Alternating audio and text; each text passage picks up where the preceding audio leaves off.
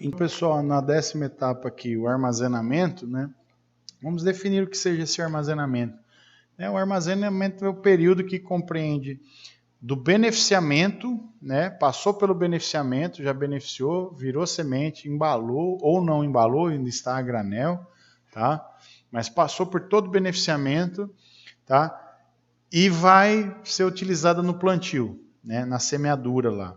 Vai ser comercializado ou vai ser plantado. Então, esse período do beneficiamento até a comercialização da semeadura eu chamo de armazenamento. Por quê? Porque é onde a semente vai ficar guardada, né? Eu tenho que guardar essa semente, ou manter ela num local para ser utilizada na época da semeadura. Então, isso é armazenagem, né? É o período em que eu guardo a semente antes de realizar o plantio, tá? Esse armazenamento deve ter alguns cuidados, tá?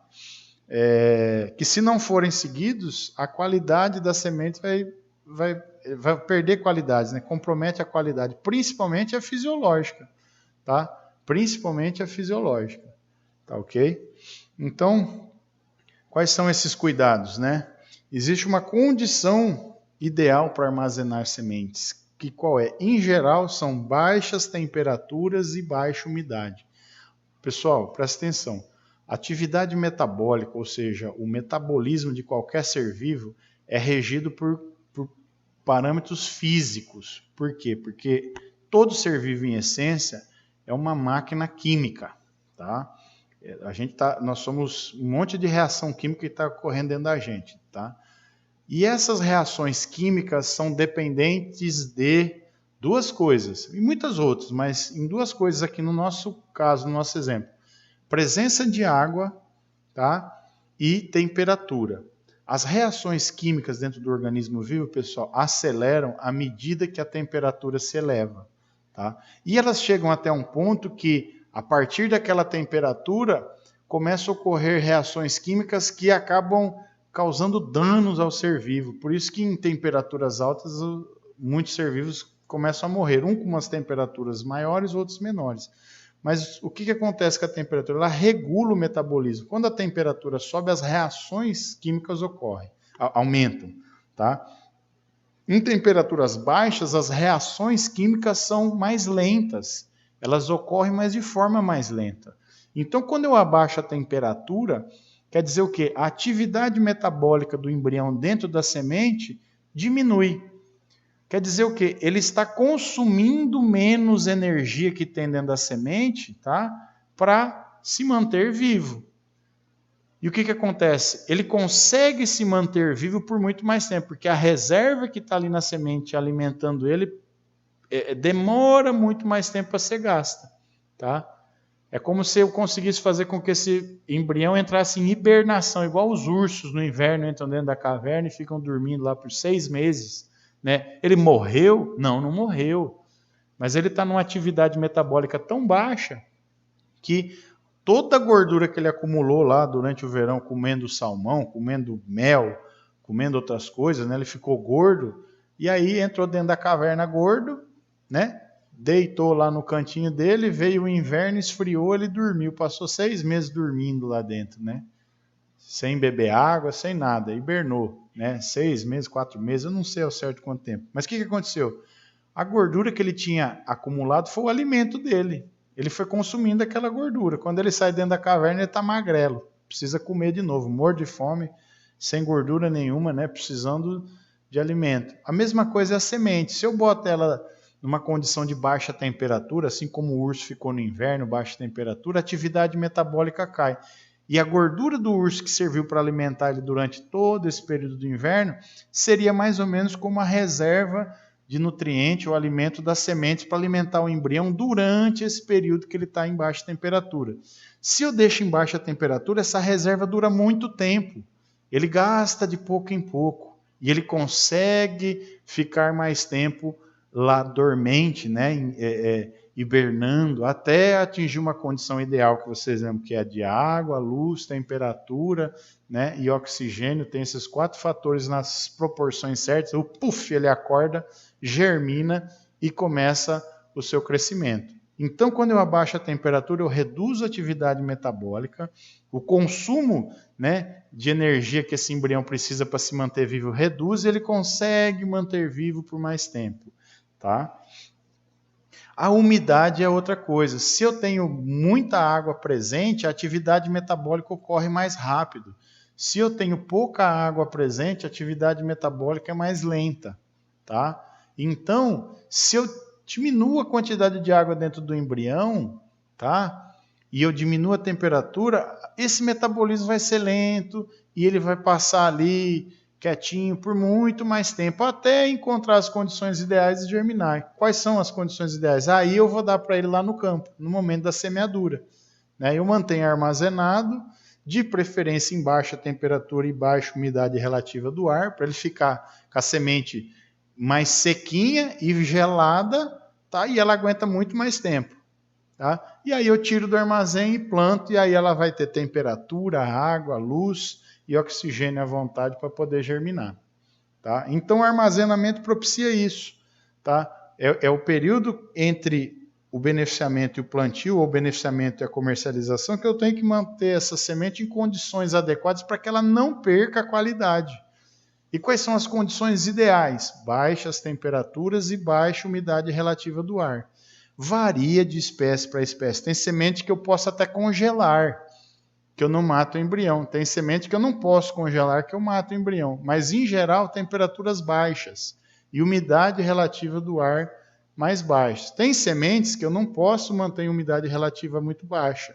Tá? Tem sementes que elas têm que ser mantidas com um teor de água elevado. Tá? Mas eu posso baixar a temperatura. Né?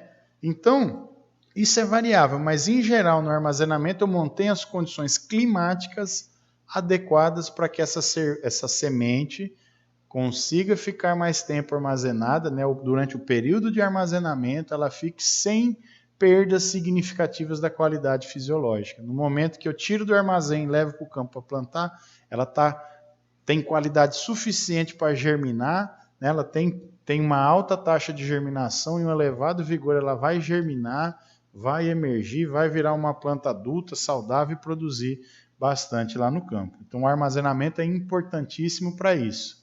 Tá? Imagina que eu fiz todo esse processo, cheguei no beneficiamento, acabei de beneficiar, aí processei e fiz lá meus sacos de semente. Aí acabou de sair do beneficiamento, eu pego esses sacos, faço uma pilha, boto no meio do campo lá, cubro com uma lona preta e largo lá. Né? Final da safra, colhi o grão de soja, a semente de soja, fiz a semente, preparei, fiz tudo isso. E aí jogo no quintal de casa, coberto com uma lona preta. E vou plantar só dali 8, 9 meses. Vai ficar 9 meses lá no campo, no pátio de casa, debaixo de uma lona preta. Umidade sobe, umidade desce, o chão molhado, né? Calor de 45 graus, 50 graus dentro do saco por causa da lona preta, não entra oxigênio direito, umedece, não sai o vapor de água lá de dentro, aquele troço fica... Perdeu a semente. Por quê? Porque não armazenou de forma correta. Então o armazenamento serve para isso. Colhi a semente, beneficiei, né? Avaliei lá a qualidade da semente fisiológica, aí eu vou manter numa condição, porque ele mantém o máximo de tempo possível aquela qualidade fisiológica de germinação e vigor. Para isso serve o armazenamento. Os armazéns devem ser ventilados, as sacarias dispostas sobre estradas de madeira, né, sobre os pallets, não devem ter contato direto com o piso, né, tá? Porque pode subir água do piso, né, absorver a água, né? As sementes são higroscópicas, absorvem água, né? Então o ar não pode ser um ar muito úmido, né? Então em locais de clima úmido, a armazenagem deve ser mais cuidadosa. Por quê? Porque eu não posso manter as sementes em locais muito úmidos. Eu tenho que fazer o que? Eu tenho que ventilar sempre, eu tenho que promover com que a umidade relativa do ar no local de armazenamento seja o mais baixo possível, tá? Porque se eu reduzir a umidade, a semente fica mais sequinha e ela dura melhor por mais tempo. Tá?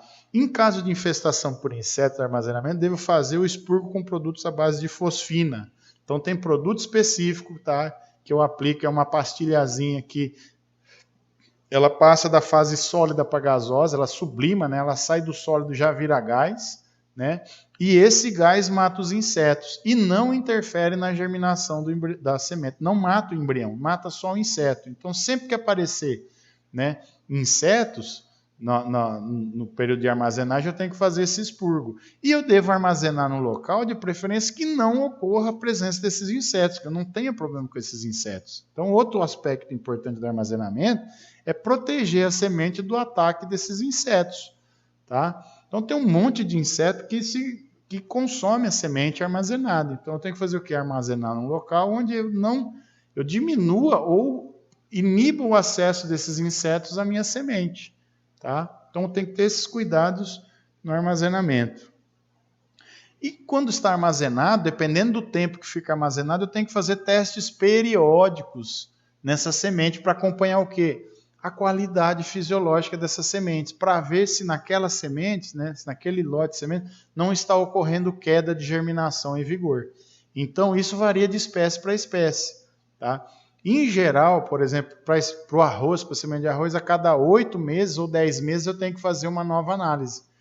Eu fiz lá, colhi a semente de arroz, beneficiei, ensaquei e guardei no armazém. Guardei hoje, mas eu vou vender ela só daqui 12 meses, né?